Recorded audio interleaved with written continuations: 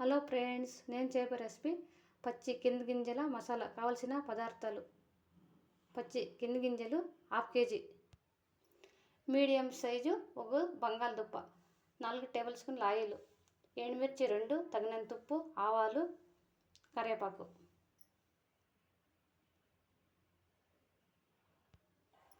చిటిక పసుపు, కారం పొడి 1 చెంచా, ధనియాల పొడి 1 చెంచా, చెక్క, లవంగము, శుంఠి, వెల్లుల్లి, కొబ్బరి, టమాటా, ఆనియన్, కొత్తిమీర. ఇది మిక్సీ పట్టుకున్నాం.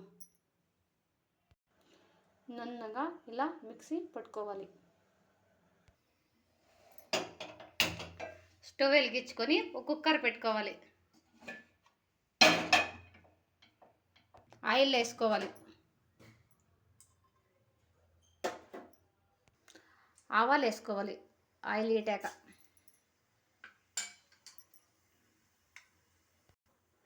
ఆనియన్ వేసుకోవాలి. ఎండుమిర్చి, కరివేపాకు వేసుకోవాలి. టమోటా వేసుకోవాలి. 2 నిమిషాలు ఫ్రై చేసుకోవాలి. మసాలా వేసుకోవాలి.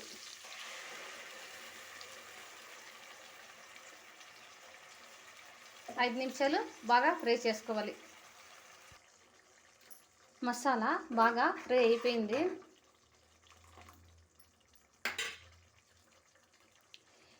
పచ్చి కింది గింజలు వేసేసుకున్నాం.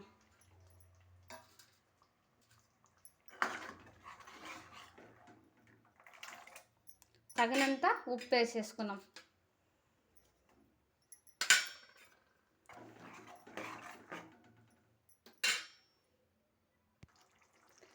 బంగాళదుంప వేసేసుకున్నాం. వాటర్ ½ లీటర్ వేసేసుకున్నాం. మూత పెట్టేసుకున్నాం. 2 విజిల్ రావాలి. ఇలా 2 విజిల్ రావాలి. విజిల్ పోయింది. మూత తీసేసుకొని